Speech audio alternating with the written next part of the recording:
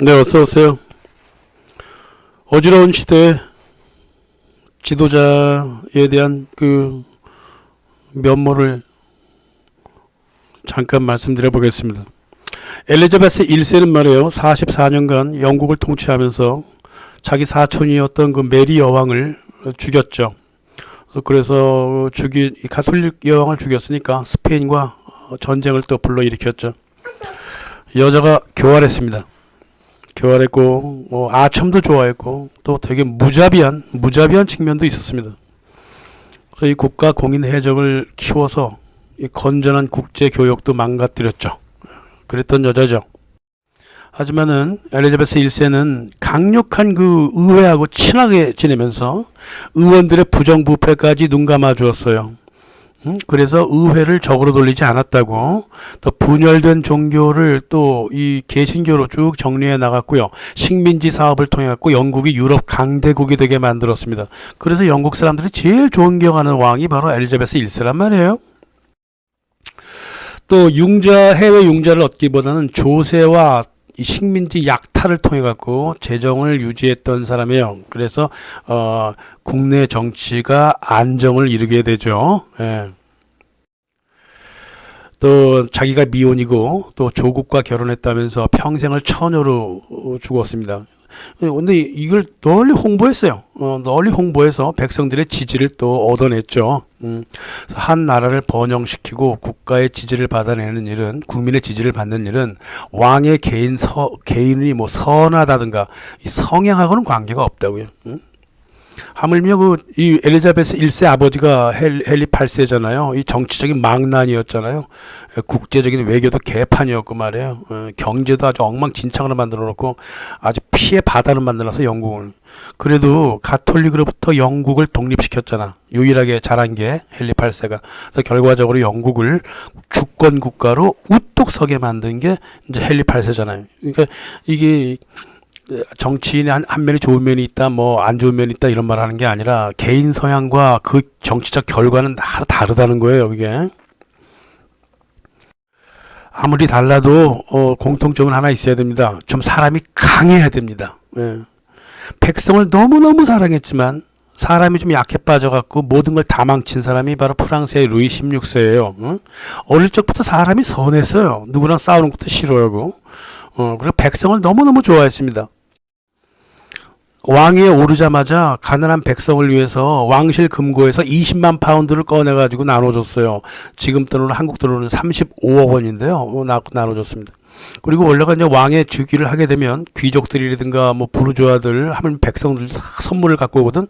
보통 토탈 3,500억 원 정도 된다 그래요. 그거 다 거절했습니다. 안 받겠다 그랬다. 그거 받아갖고 백성한테 주면 될 걸 또 거절은 왜 했을까? 아침에 베르사유 궁에서 일어나면 가난한 동네부터 순방하고 돌아다녔어.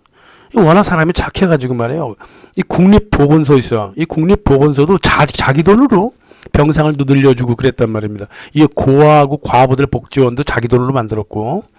그래서 또 이 겨울 기근이 오면 이 왕자들, 공작들, 대귀족들, 교회한테 그 특별 부유세를 걷었어. 그래갖고 가난한 백성들을 밥을 먹여줬다 이 말이에요. 겨울이 오면 매해 파리 시민들은 뽕네프 다리 위에다가 루이 16세 눈사람을 만들어가지고 거기다가 뭐라고 항상 걸어놨냐면 우리를 따뜻하게 해주는 왕 이런 편말을 달아놨다 이 말이에요. 실은 왕이 말이야 정사를 그렇게 개인적으로 보는 게 아니잖아요. 그렇게 백성을 살리고 싶었다면 왕실의 돈을 펑펑 쓰는 게 아니라 그 루앙 같은데 이제 산적한 곡물들 있잖아요.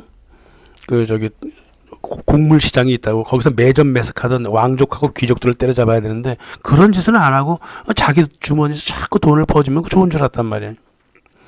물론 이제 할 수 있는 한 제도를 통해서도 백성한테 다가가려고 했죠. 당시 그 봉건제였기 때문에 땅 주인 귀족들은 세금을 내지 않았습니다. 18세기 귀족 대다수가 말이야 거의 2세대나 3세대 부르주아 출신들이에요. 한국의 1800년대 중후반하고 똑같아. 모두가 양반이어서 모두는 아니고 아주 거대한 수준의 양반이었다. 근데 그 양반이 아니란 말이에요. 다 쌍놈 출신들이었다고. 평민 출신이고. 이런 무늬만 귀족들한테 돈을 빌려주고 땅을 또 편법으로 소유했던 부르주아도 되게 많았습니다. 이 사람들도 귀족 이름을 걸었으니까 세금을 내지 않죠. 더 못된 게 뭐냐 하면 이 봉건 시대 때 그 평민의 의무였던 그 사역, 노역 조항이 있거든. 이 노역 조항을 이용해서 왕도 아니고 일반 귀족들의 백성들을 무료로 사역을 시켰단 말이에요. 그래서 이 사역 금지법을 만들려고 했는데 의회가 부결시켰다고요. 응? 왕국의 대다수 포장길이 가난한 백성들에 의해서 공짜로 만들어진 거 아니야. 그러면 그 길이 닦여지면 부동산 가치가 오르니까 지주들 귀족들한테만 이익이 되지 않느냐. 막 이러면서 노역금지법을 제정을 했는데 이제 부결됐단 말이에요. 루이 16세는 이제 노역 그 폐지법이 그 부결되니까 자기 왕실에서만 왕실 거는 이제 왕실 소유 땅에서는 노역을 폐지했습니다. 스트레스를 많이 받지 귀족들이 의회에서. 그래서 튀르고 같은 재상은 귀족들한테 뭐라 그랬냐면 노역을 쓰지 말든가 아니면 대신 세금을 내든가 둘 중에 하나 선택하라 그랬어요. 그러니까 이 사건은 말이에요. 이 귀족하고 대부르주아가 한편이 돼가지고 왕과 갈등을 일으키는 주요 인자가 되었다고요. 얘네들은 해먹은 그 봉건법을 들고 나온다고. 성직자는 종교의식하고 귀족은 국가를 소유하고 몫을 가시잖아. 그럼 나머지 제3신분 계급은 평민들은 뭐 해야 돼? 세금 내고 노동해야 되잖아. 우리가 뭐 법을 안 지킨 거 있어? 막 이러면서 도둑놈신법을 드러냈다 이 말이에요. 그리고 이제 티르고도 이제 그 노역 금지에 대해서는 찬성을 했고, 그래서 왕과 루이 16세가 함께 했는데, 이게 노동조합을 폐지를 해버리려고 그랬다고. 노사조합이라 그러죠. 동업조합. 흔히 말해서 길드라 그래요. 길드를 폐지해가지고 법인을 만들어 놓으니까 무슨 일이 벌어졌냐면, 임금이 폭락해버리고 곡물 투기가 벌어지고 난리가 나버렸어요. 수없이 많은 귀족과 부르주아가 노동자 농민들을 일부러 사역을 시켰다고 이런 일 때문에. 길드에서 빠져나온 노동자들을 사역을 시켰다고 공짜로. 그리고 자영농이나 자영업자들한테 땅과 가게를 뺏었습니다. 이런 일이 벌어졌다. 그러니까 루이 16세가 안 되겠다 그런 거지. 그 노역 폐지법 그 찬성한 거는 고마운데 이 노동조합 이렇게 무너뜨리면 되겠느냐 그래갖고 자크 티르고를 해임시켜버리고 144개 직장 노사조합을 부활시켜버렸습니다. 그러니까 이게 그 생산수단 기업을 사회한테 돌려줬던 거예요. 국가가 소유한 것도 아니고 개인이 소유한 것도 아니고. 이게 진정한 사회주의예요. 사회주의가 뭐야? 정치 철학적. 사회주의란 딴 게 아닙니다. 기업을 공산국가처럼 국가가 아직 가지는 것도 아니고 자본주의 국가처럼 개인이 가지는 것도 아니고 사회 공동체가 공동으로 가지는 체제가 바로 사회주의예요. 이게. 그래서 왕정체제에서는 원래 노동조합, 농민협동조합, 협회, 지자체가 이 백성들이 사회제도와 기업을 직접 운영했단 말이에요. 지방정치도 자기들이 했습니다. 이게 정치 철학적으로 사회주의가 되는 거예요. 그래서 마르크스 이런 놈들은 사회주의자가 아닙니다. 이런 놈들은. 지금 공산주의 국가도 사회주의 국가가 전혀 아니에요. 사회민주당이라고 하는 놈들도 전혀 사회주의랑 아무 관계가 없습니다. 이 왕정 하에서만 사회주의 체제가 만들어졌다 이 말이에요. 이 사회주의 체제를 전복한 게 바로 민주공화국이었고 민주공화국이 발전해서 공산주의가 된 거다 그 말이에요. 우리가 아는 민주공화국은 대통령과 의회 독재 체제라 그 말이에요. 민주주의가 전혀 아니에요. 제가 몇 차례 강조하죠. 정치하고 경제를 민중사회에 돌려주면 국민들은 국가가 없어도 자기들이 스스로 사회를 조직합니다. 운영의 논리도 깨우치고 자가 발전의 길을 알게 된다 이 말이에요. 한자동맹 시절에 그 얼마나 많은 사람들이 나이 10대, 17살, 18살들이 지금 같으면 한 나이 60 먹은 것처럼 그렇게 아주 그렇게 행동했잖아요. 똑똑하고 삶의 지혜도 알았고 이렇게 되는 거예요. 자기 사회를 자기가 운영해서 그런 거라 이 말이에요. 그래서 루이 16세의 민주주의는 뭐였냐면 네 가지라 그랬습니다. 첫째, 백성의 생명을 지킨다. 둘째, 백성에게 국가의 영광을 모두 돌린다. 셋째, 백성의 자유를 보장한다. 넷째, 백성의 소유권을 지킨다. 그 중에 제일 중요한 건 소유권이다 그랬습니다. 그래서 백성의 소유권을 지켜주는 것이 왕의 의무자. 이게 바로 사회정의다 그랬습니다.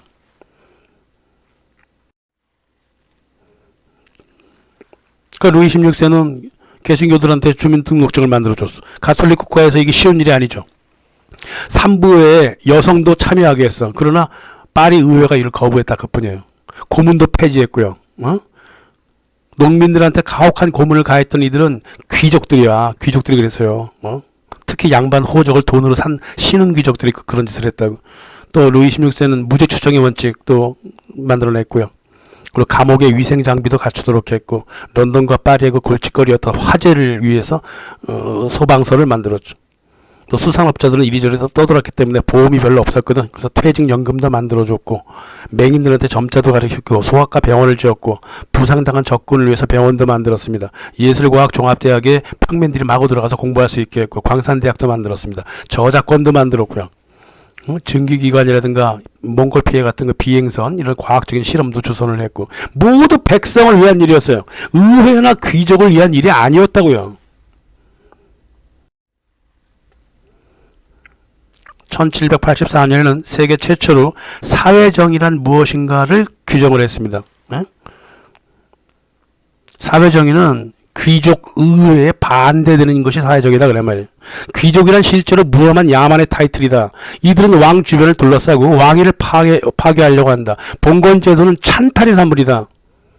구체적인 봉건제도가 달라요. 아닌 겁니다. 봉건제도는 귀족 부르주아들이 서로 끼어서 만들어 놓은 게 봉건제도요. 언젠가 깊숙이 말씀을 드려야 될 것 같은데, 봉건제도는 시간이 흘러가도 좋아질 수가 없다. 근본이 썩어버렸기 때문이다. 사회정의는 종교법의 핵심으로서 공법과 유사하다. 사회정의의 원칙은 영원하고 시효가 없다. 짐은 백성 모두를 해방한다. 이래야 왕이며 아버지가 된다. 왕의 목소리는 백성의 축복 안에서 녹아들며 왕의 이름은 공공을 위해 바쳐진다. 이게 바로 세계 최초로 사회정의법을 규정을 했던 루이 16세의 사회정의였습니다. 뭐 롤스 뭐 이런 게 아니에요. 그런 사람들이 얘기한 게 아닙니다, 이게. 하지만은 민주공화주의자들이 이 왕정의 오랜 정치 이념이었던 민주주의를 민주주의 이름으로 파괴하고 사회정의의 이름으로 사회정의를 파괴했죠. 루이 16세도 그렇게 파괴당했습니다. 이 백성만 생각하고 살던 루이 16세가 어째서 이렇게 파괴당했는가? 세 가지 실수를 저지르고 말았죠. 루이 16세는 의회가 얼마나 악한 놈들에 의해서 지배되고 있는지를 몰랐어요. 그래서 자기 할아버지하고 증조 할아버지가 루이 14세 15세가 이 의회한테 국가 결정권을 정지시켜버렸다고. 그래서 파리 의회를 해체시키기도 했단 말이에요. 근데 이 1776년 자기가 왕위에 즉위하자마자 파리 의회를 복권시켜줬다고. 이 파리 의회가 지방 의회도 복권시켜주고. 루이 16세는 의회가 민의를 대변하는 줄 착각을 했단 말이에요. 지금도 현대 국민들도 의회가 민의를 대변하는 줄 착각을 하죠. 옛날에는 지금도 똑같이 착각했던 거예요. 이게 루이 16세의 첫 번째 실수였습니다. 의회는 하는 일마다 이 사람의 발목을 잡았다고. 이 귀족 의회라고 하는 것들이 말이야. 파리 의회 특히나 이런 것들이 다 신흥 귀족들이야. 부르주아 출신들이라고. 그리고 백성을 공짜로 사회시킬 노동시장을 끊없이 주장을 했고, 기술의 발전이라든가 동업조합 이런 거 다 없애버리고 싶어 했어요. 자유무역도 원하지 않았다고. 자유사회 자체를 원하지 않았어요. 그래서 부르주아들하고 귀족들이 서로 결탁해서 왕정하고 백성 자치제를 파괴하려 했단 말이야. 이 파괴하려는 이 체제가 뭐라고요? 민주공화적이다 그 말이에요. 루이 16세는 또 하나 실수를 크게 한 게 뭐냐면, 이 귀족들이 세금 안 내겠다고 계속 떼를 쓰니까 일이 있을 때마다 백성한테 과세를 더할 수는 없잖아. 그래서 해외 융자를 끌고 왔어요. 간단한 예를 들면 미국 독립전쟁 때 루이 16세가 미국을 지지하면서 돈을 보내주는데 이 국민 세금으로 보낼 수 없어. 백성들을 괴롭히면 안 돼. 그래갖고 네케르 재상한테 융자를 얻어달라 그랬습니다. 이미 영국과 7년 전쟁하는 동안에 10억 파운드, 현 시세로 1200억 달러 적자를 안고 있었다고. 계속 적자를 그렇게. 이게 두 번째 실수였다 이 말이에요. 세 번째가 또 뭐냐면 너무 겸손했다는 겁니다. 왕은 이 루이 16세는 말이에요. 왕에 대한 찬가라든가 찬미성 그 팜플렛 같은 거 만들지 못하게 됐다고. 되게 겸손했어. 반면 자기 마누라인 마리 앙뚜아네트에 대한 그 갖은 가짜 뉴스를 그대로 방치해버렸어요. 그때 의회하고 부르주아들이 갖은 모략을 흠집을 냈거든요. 이 마리 앙뚜아네트를. 이게 세 번째 실수라고. 그래서 왕실의 권위를 아주 심하게 떨어뜨렸어요.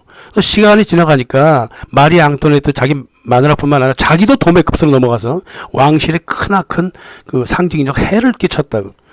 그러니까 길거리에서 누구나 왕실을 욕하고 마리 앙토네트를 뭐 창년이 뭐 미친년이 뭐 이런 식으로 얘기하게 만들어 놨다 이 말이야. 그러니까 루이 16세도 병신이지 막 이러고 막 그렇게. 그러니까 자꾸 사람이 좀 기가 죽잖아. 그러니까 베르사유 궁에서 연회라든가 집회도 많이 줄였다고. 그래서 왕궁에서 저기 모임을 가져가 정치적인 모임을 가졌는데 그쪽에서 잘 안 가지고 자꾸 파리에서 가지게 만들었어. 그러니까 이 국사의 많은 부분이 파리 의회로 넘어가게 되는 실수를 저질렀다 이 말이야. 약해서 그래. 사람이 약해 빠져갖고 그런 거예요. 응? 이 백성을 위해서 돈을 쓰다가 왕실 금고가 거의 비었고 해외 융자금은 늘어만 갔고, 응? 그래서 마지막으로 자기가 사랑했던 백성들한테 이 재정하고 과세에 대한 국사를 좀 맡기고 싶어갖고 전국 대패자 회의를 열었잖아요. 1788년 8월달에. 응? 근데 전국 대패자 회의에 나온 1139명의 그 위원들은 제3신분이라 하더라도 백성이 아니었어요. 자기 땅하고 자기 자산만 지키고자 하는 소수의 성직자 귀족하고 결탁한 프리메이슨하고 계몽주의 평민 집단이었다고요. 그랬던 겁니다. 의회하고 프리메이슨이 결국은 폭동을 준비하죠. 그게 프랑스 혁명이라는 거예요. 3년 반이 지나고 나서 왕의 목을 잘라버리죠. 네? 어째서 프랑스 혁명가들 사이에 성직자하고 귀족들이 그렇게 많았는 줄 알아요? 이미 과거 부르주아 출신들이고 현실의 부르주아 결탁한 놈들이라서 그런 거예요. 믿을 건 믿어야지. 뭐 하려고 전국 대표자 회의를 그 불러 모아가지고 스스로 이렇게 나라가 망하게 만드냐 이 말이에요. 네? 루이 16세는 진정 백성을 사랑했습니다. 하지만 살아가는 방법을 몰랐지.